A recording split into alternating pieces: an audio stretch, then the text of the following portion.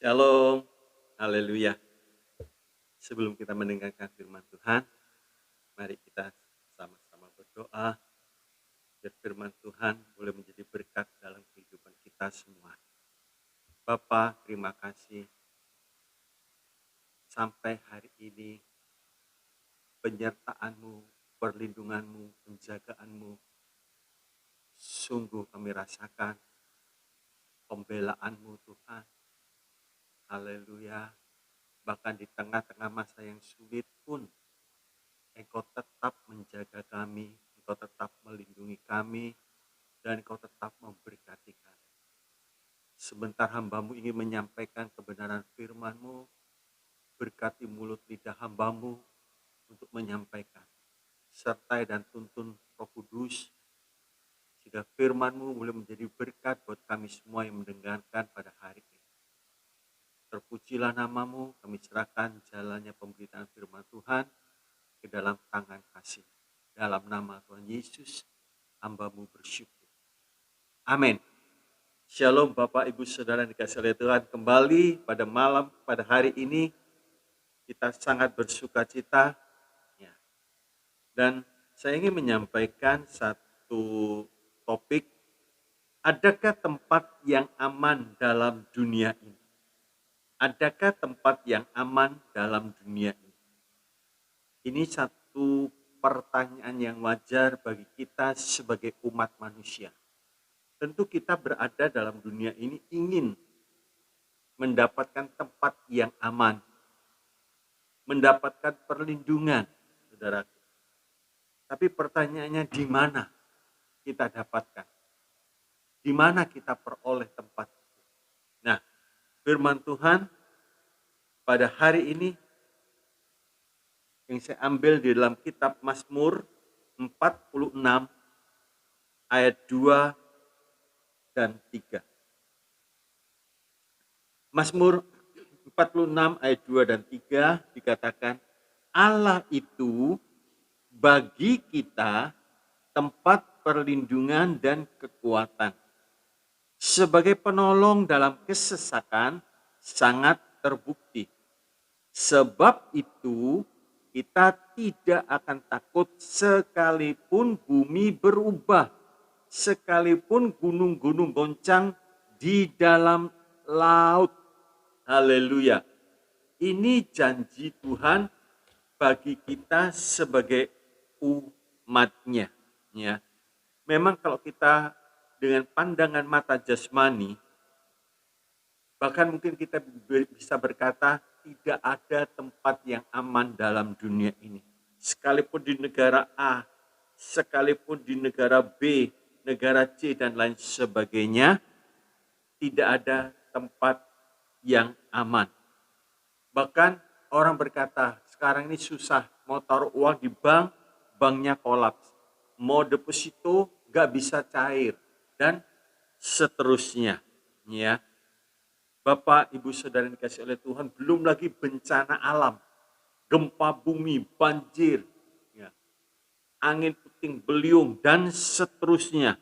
Ya, memang dunia ini tidak ada tempat yang aman. Ada sebagian orang berkata begini, ya kalau orang itu punya uang, itu menjadi kota bentengnya, itu menjadi tempat yang aman.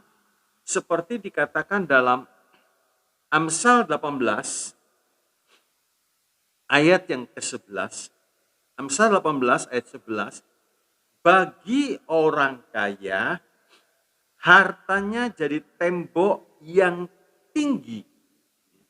Dalam terjemahan lama dikatakan demikian, bahwa pada sangka orang kaya, harta bendanya baginya akan kota benteng dan akan pagar tembok yang tinggi. Kalau kita melihat satu rumah terus pagar temboknya mungkin 5 meter, wah orang mikir aman itu.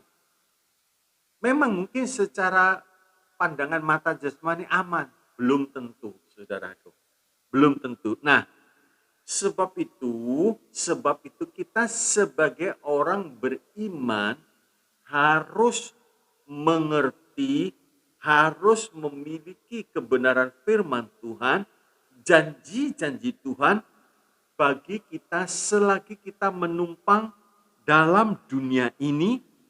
Kalau kita mempercayai janji Tuhan, maka kita bebas khawatir, ya, bebas takut. Mengapa, saudaraku? Janji Tuhan berkata begini. Yang pertama kita melihat Matius 10 ayat 30 sampai 31. Dikatakan demikian.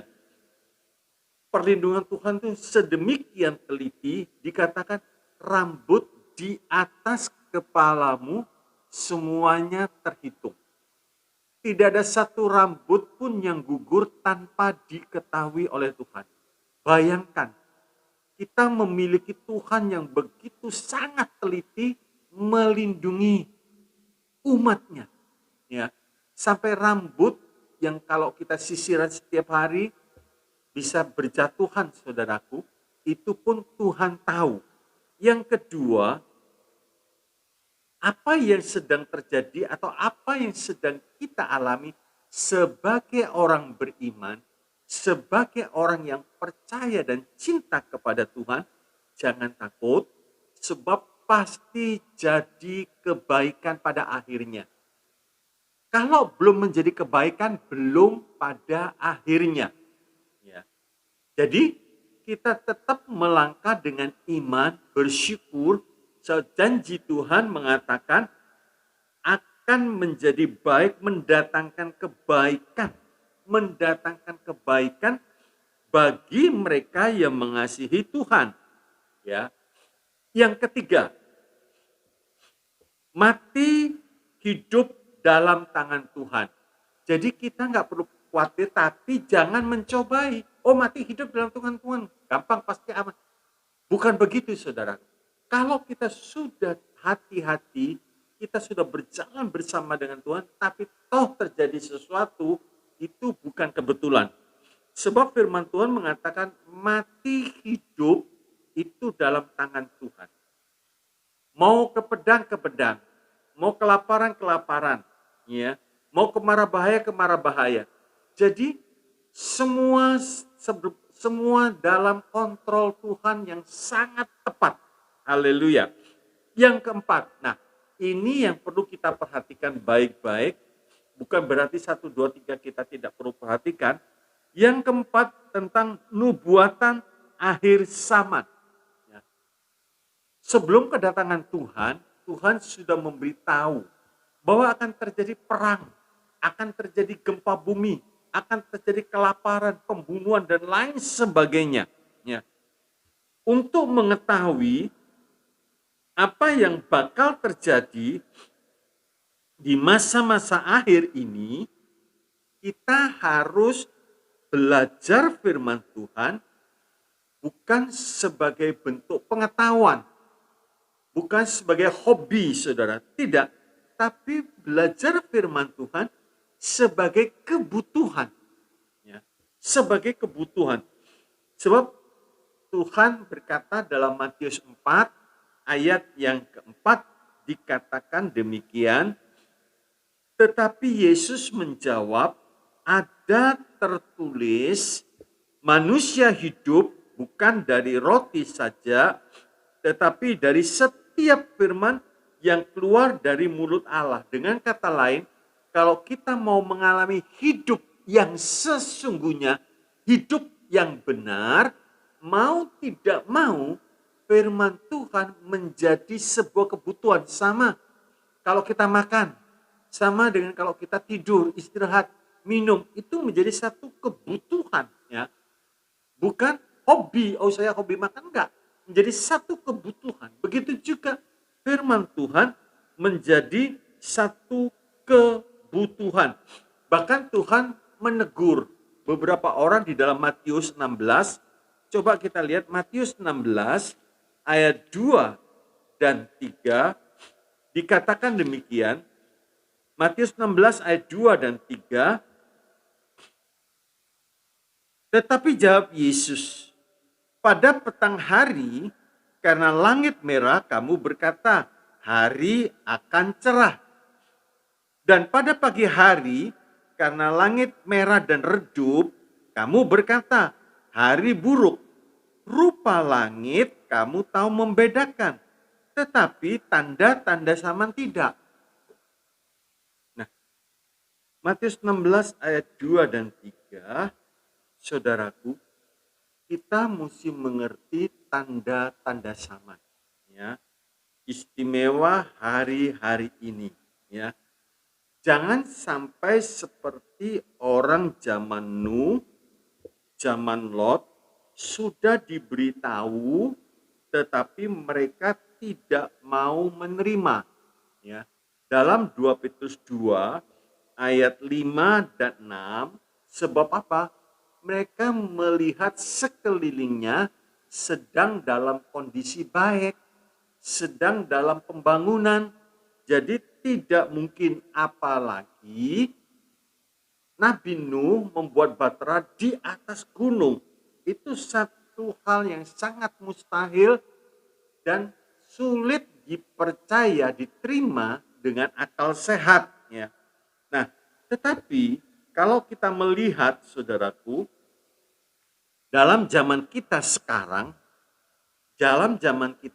ini, tidak ada satupun manusia menyangka ternyata ada wabah pandemi yang menghantam seluruh dunia sehingga terjadi krisis keuangan, bukan satu negara, bukan dua negara, boleh dikatakan seluruh dunia ini kena saudaraku. Dan tidak ada yang menyangka, tapi firman Tuhan sudah memberitahu kepada kita. Coba kita lihat Wahyu 3 ayat yang ke-10. Dalam Wahyu 3 ayat 10 dikatakan demikian, saudaraku, karena engkau menuruti firmanku untuk tekun menantikan aku, maka aku pun akan melindungi engkau. Perhatikan, aku Tuhan akan melindungi engkau dari hari pencobaan yang akan datang atas seluruh dunia untuk mencobai mereka yang diam di bumi. Jadi Tuhan menjanjikan, menjamin akan ada pencobaan yang akan terjadi terhadap seluruh dunia ini, tapi Tuhan melindungi kita. Nah, itu hebatnya, saudaraku. Ya, kita harus mengerti, sebab itu sebagai orang beriman harus menikmati firman Tuhan menjadi satu kebutuhan. Sehingga pada waktu terjadi sesuatu, kita tidak jatuh, kita tidak khawatir, kita tidak tumbang. Karena janji Tuhan, Tuhan yang melindungi. Dalam masa resesi seperti ini, bagi orang beriman yang sungguh-sungguh, Tuhan sanggup melindungi. Tuhan sanggup menjaga. Tuhan sanggup membedakan. Seperti bangsa Israel di Mesir. Itu Tuhan membuat satu perbedaan. Begitu juga saat seperti ini. Dalam keadaan dunia yang serba tidak menentu. Ekonomi yang begitu luar biasa, saudaraku. Tuhan sanggup melindungi kita. Haleluya. Kalau kita melihat hari-hari ini, saudaraku, berapa banyak orang beriman yang runtuh menghadapi kesukaran saat ini, kita tidak tahu. Tapi yang pasti, kalau Tuhan berkata di Wahyu 3 ayat 10, Tuhan melindungi, akan melindungi. Nah, orang beriman yang tidak yakin, yang tidak percaya runtuh, roboh, saudaraku. Nah, apa ini berlaku bagi kita zaman sekarang ini? Iya. Kalau kita melihat sekarang, macam-macam bahaya jasmani dan rohani, itu sudah jelas nampak, saudara. Sudah jelas nampak. Haleluya. Ya. Dan itu ada di sekeliling kita, di sekitar kita. Mungkin hari-hari sebelumnya masih kumpul dengan family, dengan teman, dengan sahabat. Tahu kita mendapat kabar meninggal. Kenapa? Kena COVID. Mendadak begitu. Dua sahabat lagi ngobrol, makan bersama di kota Jawa Tengah, atau berapa hari kemudian dua-duanya meninggal. Begitu rasanya mengerikan sekali. Di mana-mana saudaraku. Di mana-mana. Bahaya seperti ini sangat mengancam sekali. Sangat mengancam. Tapi jaminan Tuhan, perlindungan Tuhan terjadi. Saudara. Tuhan melindungi, percayalah. Yakinlah saudaraku. Haleluya. Nah, manusia dalam masa yang sulit seperti ini, cari uang sulit, saudara. Enggak seperti berapa bulan yang lalu. Pandemi itu terjadi sekitar bulan 3. Baru menghebat setelah 2 bulan berikutnya kelihatan, saudaraku. Ya, cari uang susah, bekerja susah. Bahkan perusahaan-perusahaan yang besar yang sudah 100 tahun lebih berdiri, kalau nggak salah 160 tahun sekian, roboh, saudaraku. Roboh, gulung tikar. Bahkan banyak sekali terjadi perampokan, pembunuhan karena tuntutan perut, ya, tuntutan perut dan seterusnya. Bahkan angka bunuh diri meningkat. Lompat dari lantai berapa? Aduh, mengerikan, saudara.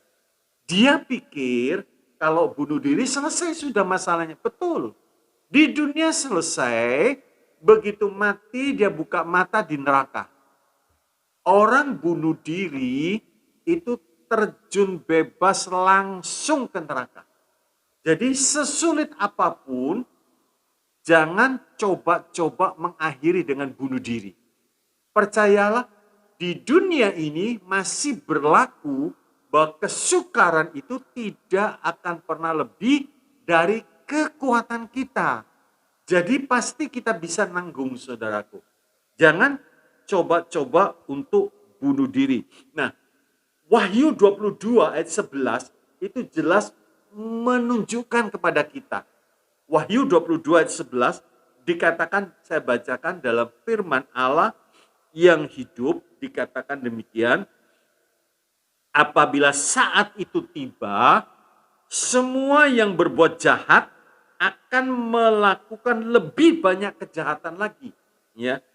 Yang keji semakin keji, yang baik semakin baik, dan yang kudus semakin kudus. Haleluya. Jadi dalam Wahyu 22 dijelaskan. Nah, kalau yang jahat tambah jahat, saudara bisa bayangkan dunia ini mau jadi apa. Tapi di satu sisi, yang suci makin suci, artinya Tuhan melindungi umatnya. Tuhan jaga umatnya sedemikian rupa. Haleluya.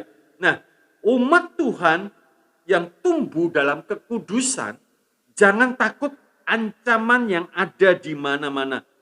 Baik ancaman secara jasmani dan ancaman secara rohani. Kalau kita melihat sekarang angka perceraian itu tinggi, saudaraku. Ya, tinggi. Kerusakan pernikahan dalam pernikahan begitu tinggi sekali, saudara. Bahkan di antara orang beriman pun yang tidak berjaga-jaga, dia pikir begini, gampang, cerai saja selesai. Sudah. Jadi tidak banyak problem. Siapa bilang? Itu orang yang cerai itu sedang melanggar hukum-hukum Tuhan, lebih berat lagi masalah. Ya. Jangan kita punya pemikiran gini, kalau ada persoalan dalam rumah tangga supaya nggak ribet, sudah cerai saja, pisah baik-baik aja, kan selesai sudah. Tidak, saudara. Sebab Tuhan mengatakan, aku benci perceraian. Berarti orang yang cerai itu hidup dalam hukuman Tuhan. Jadi selesaikan. Memang kesukaran ini bukan main. Perzinahan di mana-mana. Godaan-godaan dosa seks makin meningkat, saudara. Dan seterusnya. Jadi rumah tangga yang tidak hati-hati bisa roboh. Tapi kalau saudara perhatikan di kitab Pengkhotbah 4, ayat 9, 10, dan 11, sendiri bisa jatuh, dua lebih kuat, tali yang ketiga tidak bisa putus. Haleluya. Kalau Yesus dalam rumah tangga, happy home. Yesus yang membela mungkin bisa terjadi habis air anggur. Tapi kalau Yesus ada dalam rumah tangga, Yesus sanggup membuat mujizat. Yesus sanggup membuat anggur yang manis. Datang pada Tuhan. Ya, itu satu tempat perlindungan yang aman bagi pernikahan. Datang kepada Tuhan. Haleluya. Mujizat yang pertama yang Tuhan kerjakan yaitu mujizat dalam rumah tangga. Jadi saya beritahukan pada saudara, mungkin ada rumah tangga yang goncang. Rumah tangga yang mengalami retak, saudara. Hanya dipertahankan karena anak. Anak sudah ada dipertahankan. Ini nggak kuat, saudara. Tidak kuat. Mesti dicari akar permasalahannya dan diperbaiki. Nah, tapi bagi umat Tuhan yang hidup, tadi dikatakan dalam Wahyu 22 ayat 11, yang suci tambah suci, yang benar tambah benar. Itu ada janji Tuhan di dalam Mazmur 91, Mazmur 91 ayat 1 sampai 16. Ya. Mazmur 91 ayat 1 sampai 16, tapi saya baca hanya sampai ayat yang kelima. Mazmur 91 ayat 1 sampai 16, saudara baca sampai selesai, saya bacakan sampai 5. Orang yang duduk dalam lindungan yang maha tinggi, perhatikan, jadi orang yang duduk dalam hadirat Tuhan, dalam perlindungan Tuhan, yang bermalam dalam naungan yang maha kuasa, akan berkata kepada Tuhan, artinya yakin tempat perlindunganku dan kubu pertahananku, Allahku yang kupercayai. Haleluya. 3, sungguh dialah yang akan melepaskan engkau dari jerat penangkap burung, dari penyakit sampar yang buruk. Dengan kepaknya ia akan melindungi engkau. Di bawah sayapnya engkau akan berlindung. Kesetiaannya ialah perisai dan pagar tembok. 5. Engkau tak usah takut terhadap kedahsyatan malam, terhadap panah yang terbang di waktu siang. Nah, ini jaminan Tuhan. Duduk dalam naungan, dalam perlindungan Tuhan. Dia berkata dengan yakin, Tuhan tempat perlindunganku. Jadi nggak usah takut, saudara. Ya, nggak usah takut. Nah, kita melihat sekarang lebih lanjut pertolongan Tuhan bagi umatnya.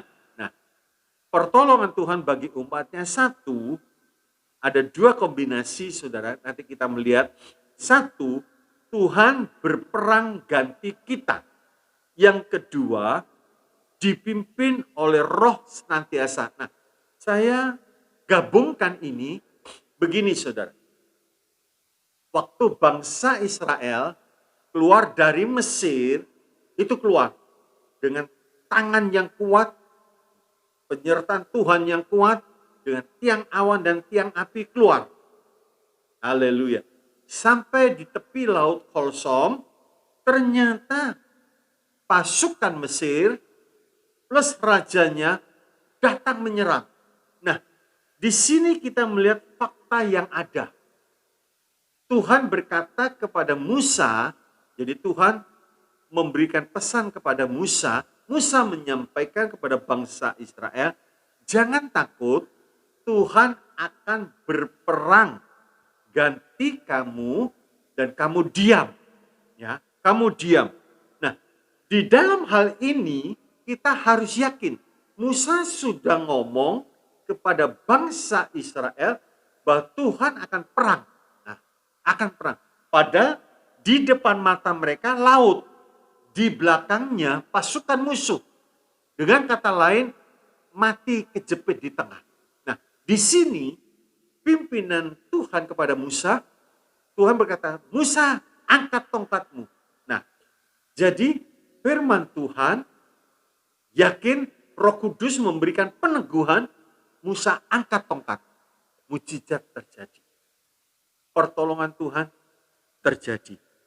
Kadang-kali, nah di sini saudara, Tuhan menyuruh kita pasif, diam saja, seperti pertolongan Tuhan di tepi laut Kolsom.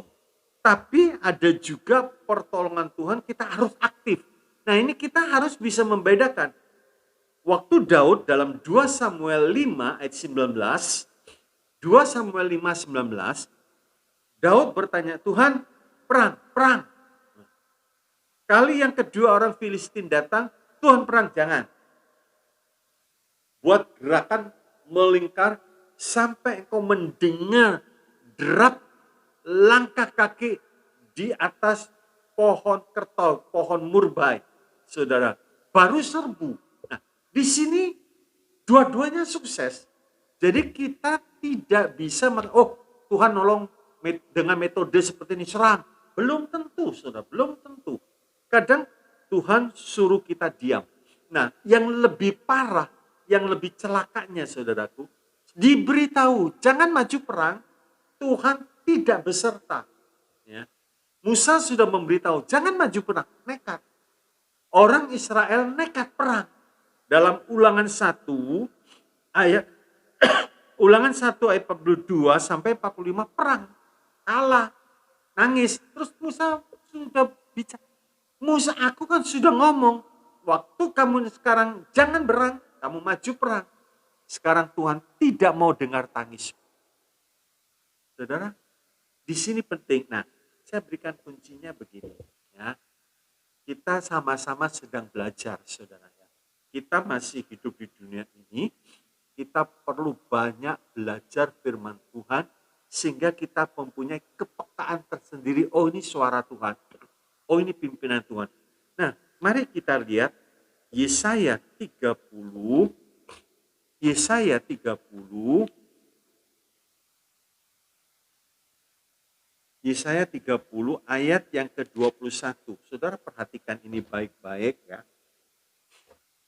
Dan telingamu akan mendengar perkataan ini dari belakangmu.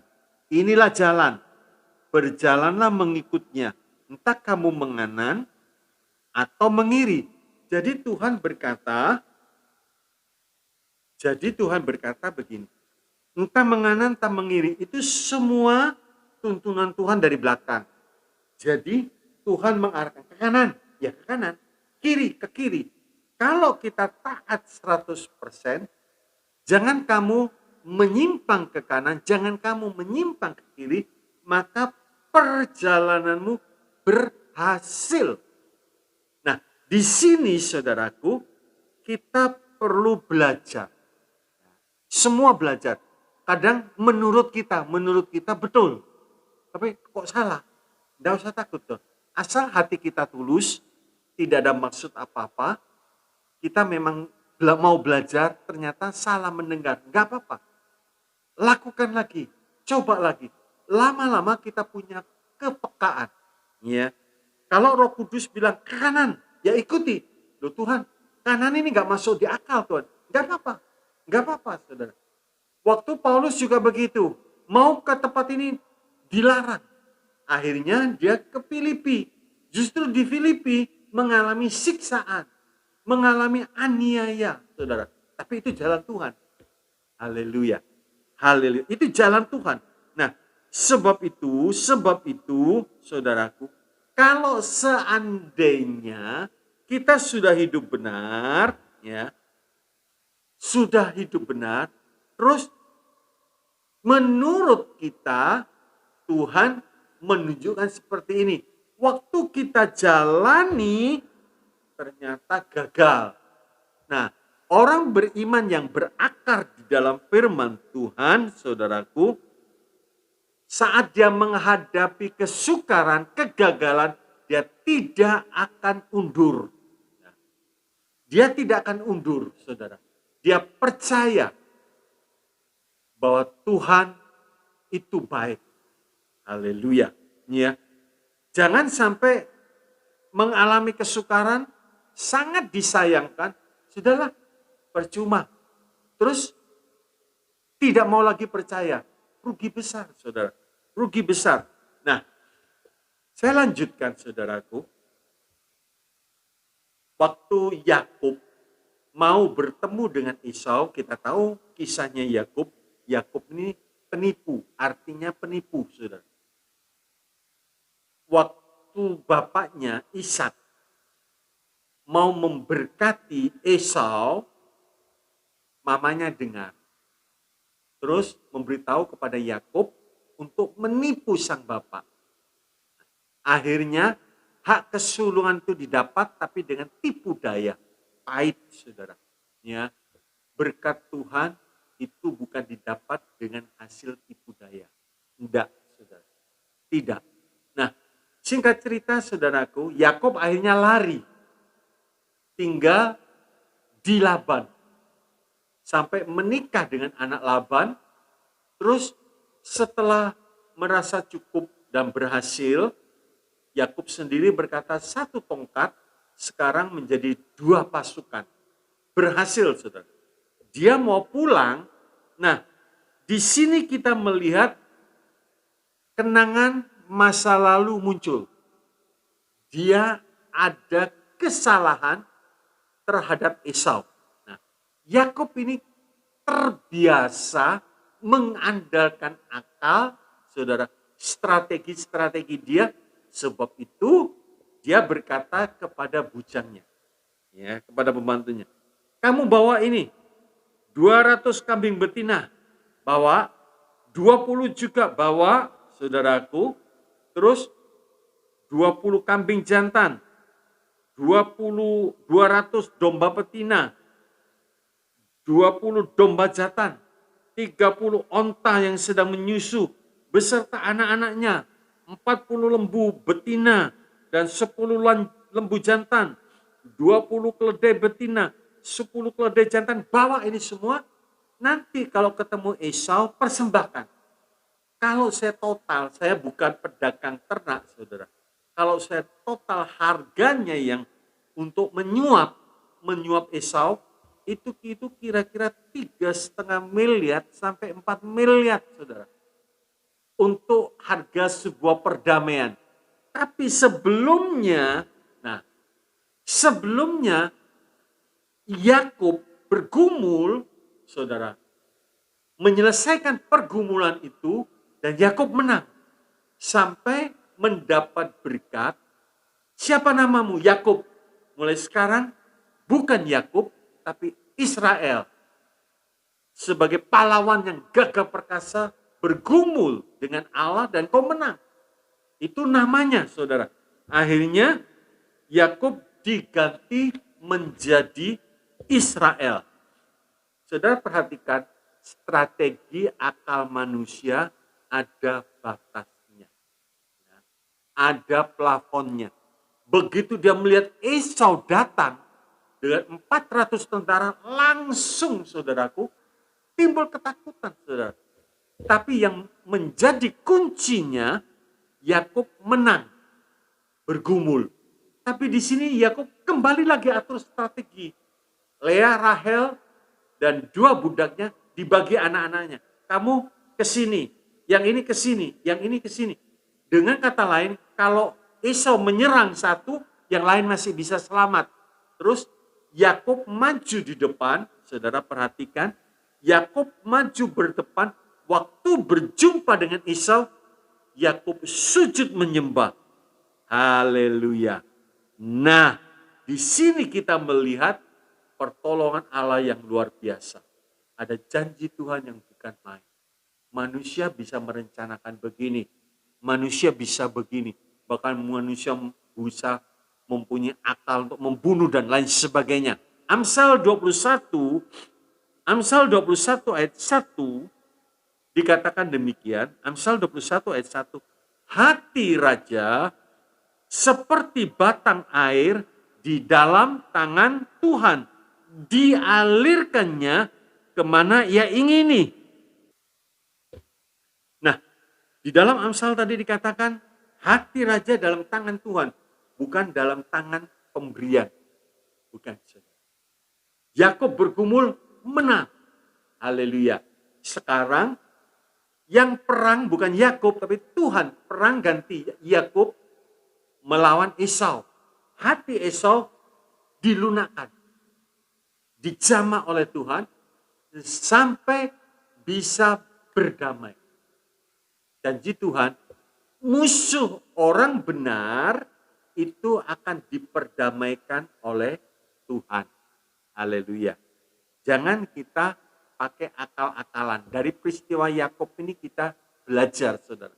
Ada orang, supaya orang itu gak marah sama dia, disuap. Ya. Punya cara yang licik, itu tidak menjamin kemenangan. Tapi kalau kita punya Tuhan, kita dekat dengan Tuhan, Tuhan berjanji musuhnya pun akan diperdamaikan. Haleluya, haleluya. Nah, kita juga melihat, saudaraku, Daniel dalam kesukaran yang begitu hebat, gua singa itu jadi tempat yang aman. Tidak ada orang berani masuk, saudara.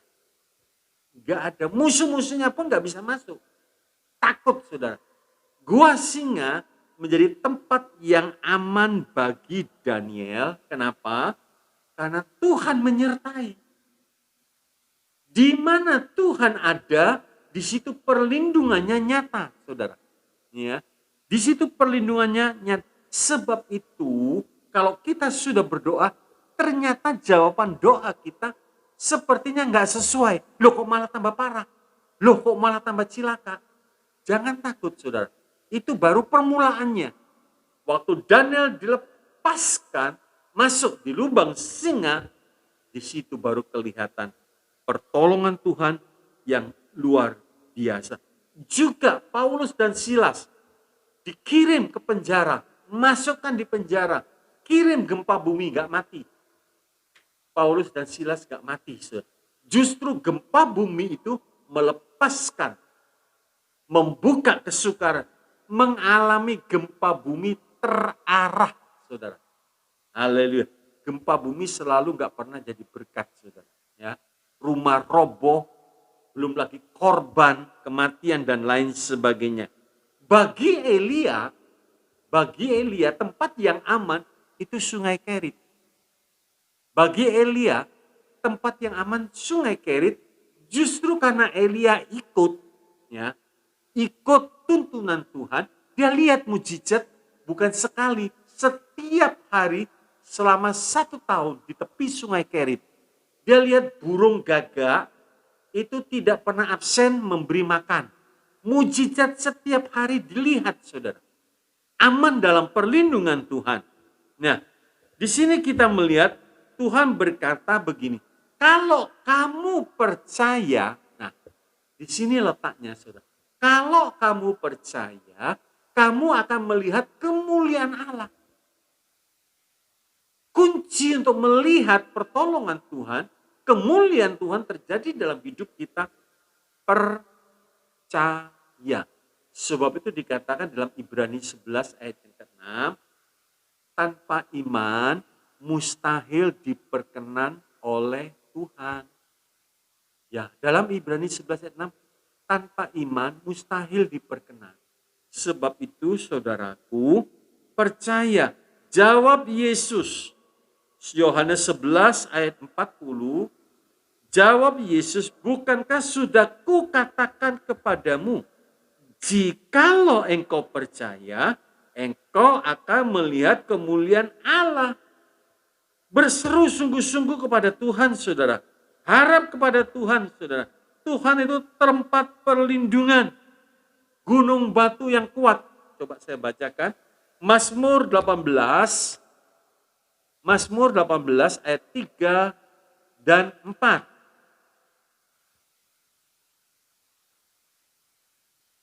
Ya Tuhan, bukit batuku, kubu pertahananku dan penyelamatku. Allahku, gunung batuku, tempat aku berlindung.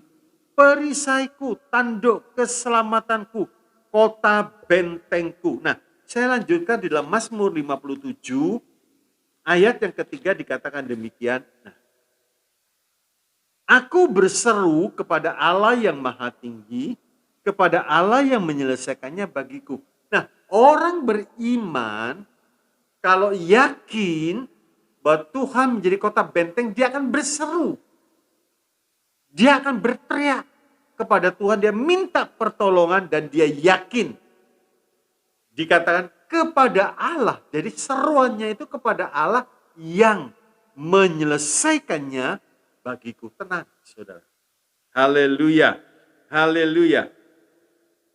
Jadi kalau kita melihat persoalan masalah apa, sebesar apa, yang menyelesaikan bukan kuat dan gagah kita, bukan pengalaman kita, bukan karena trik-trik kita, bukan karena kiat-kiat kita dan lain sebagainya, tapi karena Tuhan. Tuhan yang menyelesaikannya. Ya, haleluya. Nah, mungkin saudaraku kita berdoa kepada Tuhan kan, pasti kan? Kalau kita ada masalah, kita berdoa. Loh, Tuhan, kok jawaban doanya kok seperti ini? Rasanya kok nggak masuk di akal. Waktu Daud di Siklag, Daud berharap kepada Tuhan, nggak kelihatan. Tahu-tahu ada budak Mesir yang mau mati. Apa hubungannya? Apa kena mengenanya, saudara? Kalau kita melihat satu peristiwa, itu bukan satu kebetulan. Waktu Daud tolong, ternyata di balik itu mujizat besar terjadi. Saudara nanti bisa lihat di dalam 1 Samuel 30, baca sampai selesai. Haleluya. Nah, saya tunjukkan begini, mungkin di dalam doa kita, loh Tuhan, saya berdoa minta ini kok jawabannya segini. Saya beri contoh. Waktu Elia berdoa, ini musim panas, saudara. Tidak ada hujan selama 3,5 tahun. Jadi langit itu terang benderang. Berdoa sampai 7 kali, jawaban yang datang lewat bujangnya ini, lihat, ada Tuhan. Awan setelapak tangan. Saudara bisa bayangkan, langit yang begitu luas, yang begitu cerah, hanya kelihatan awan setelapak tangan. Bagaimana reaksi kita? Bagaimana reaksi kita? Kadang kalau kita melihat pertolongan Tuhan, aduh, kok pertolongan Tuhan seperti ini ya? Nah, mulut kita itu yang menghambat pertolongan Tuhan. Elia berkata, cukup, beritahu kepada Ahab, hujan besar akan terjadi. Begitu selesai bicara Elia, langsung terjadi sesuatu gelap. Jangan kecilkan pertolongan Tuhan, mujizat Tuhan yang kelihatannya kecil. Tapi di balik itu kita bisa mengeluarkan kata-kata iman. Ya, tindakan iman. Elia berkata, kasih tahu pada Ahab, hujan akan datang. Haleluya, haleluya. Nah, yang menjadi kendala saudaraku, ya, pokoknya kalau kita sudah berdoa, saudaraku, serahkan kepada Tuhan, selebihnya Tuhan yang bertindak. Jangan izinkan kekhawatiran itu menguasai kita. Serahkan pada Tuhan, karena Tuhan memperdulikan, saudara. Ya, Tuhan memperdulikan.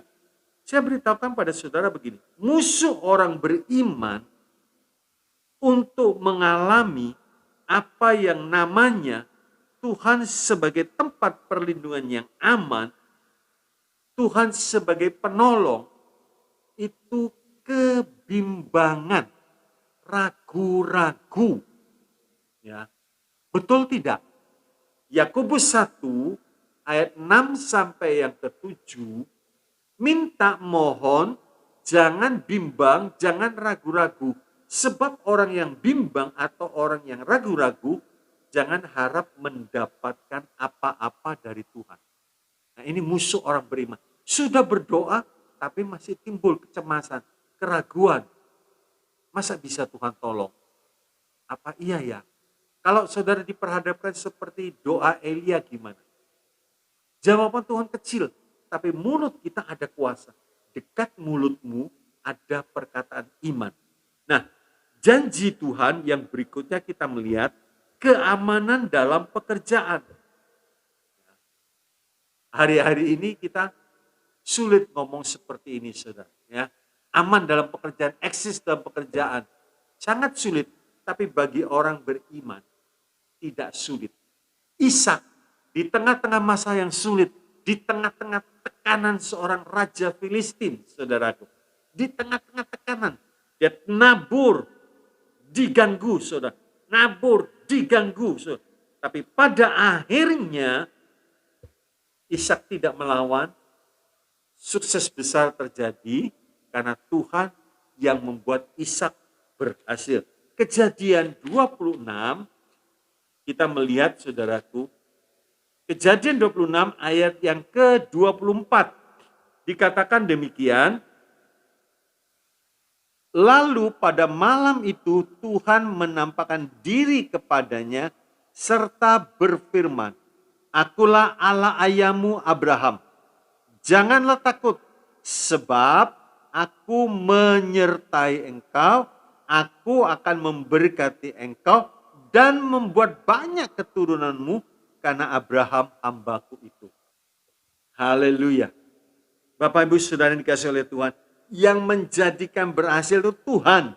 Ya, Tuhan, Saudara.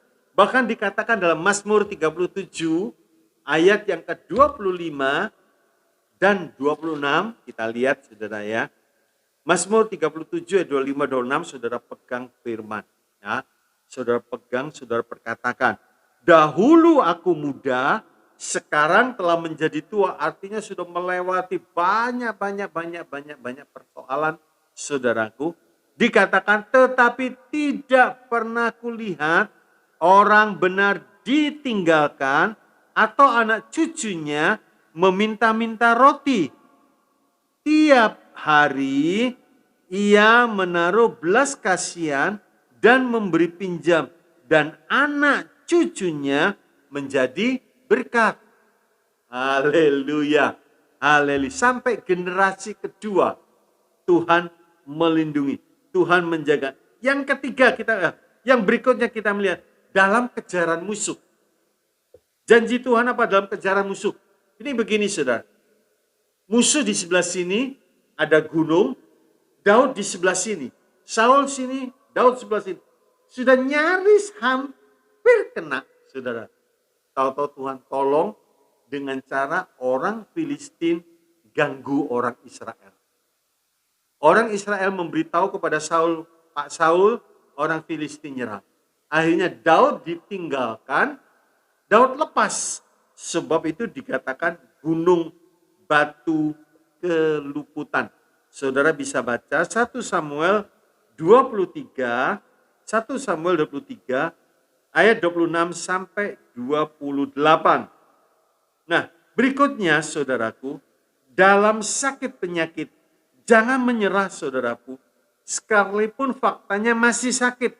Enggak perlu takut saudaraku. Ya.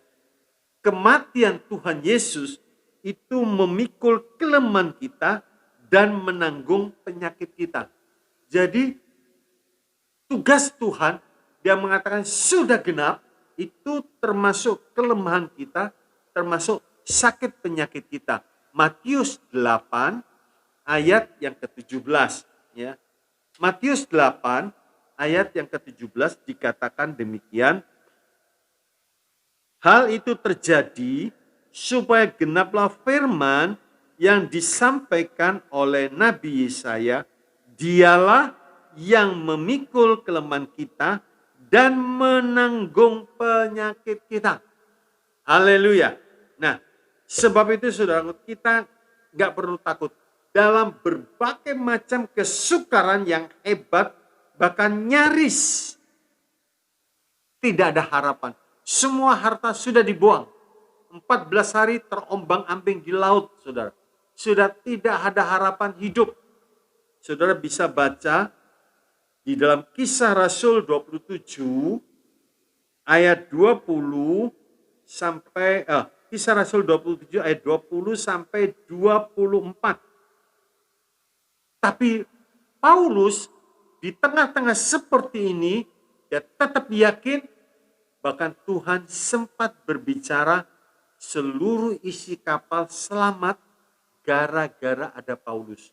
276 orang selamat, tidak ada satupun mati. Dan betul saudaraku.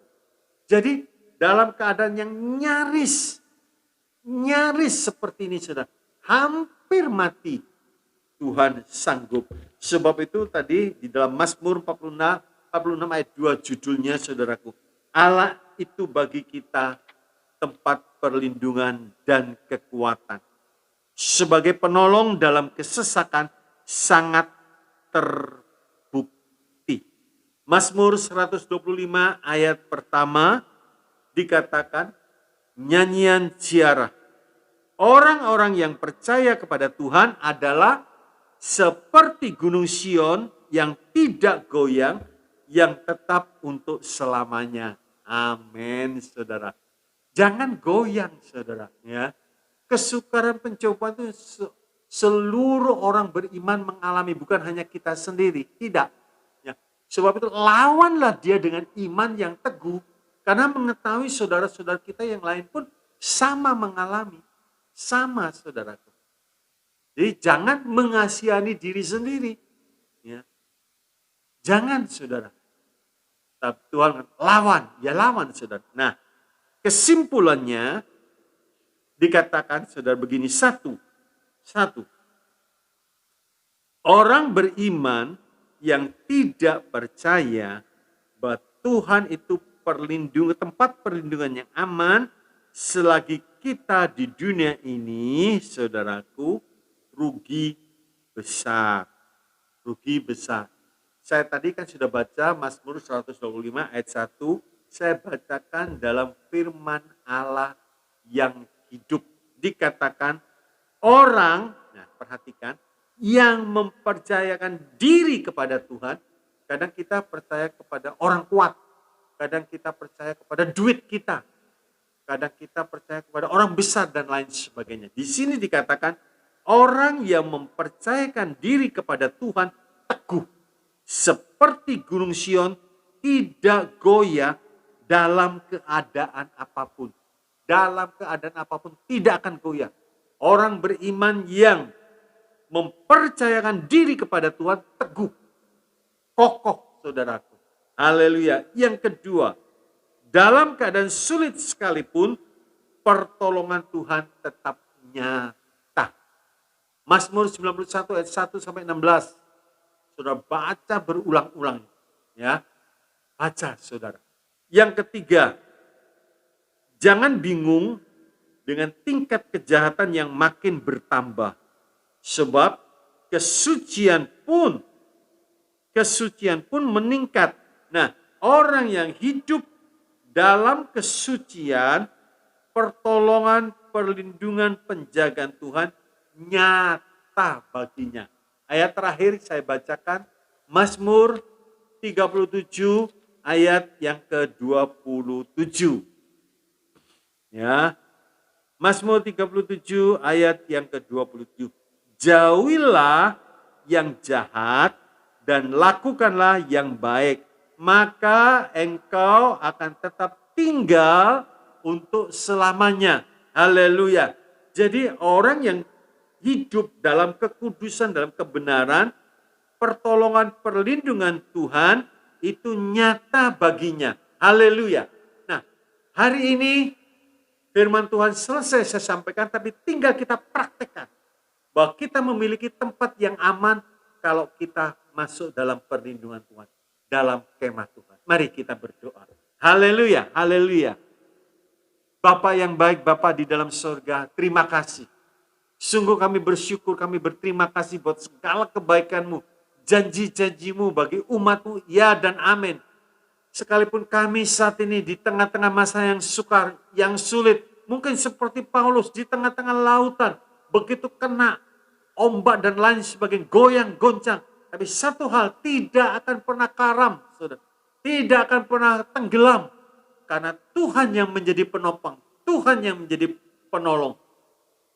Kami punya pendirian seperti gunung Sion yang tidak tergoyahkan oleh apapun juga. Terima kasih Tuhan.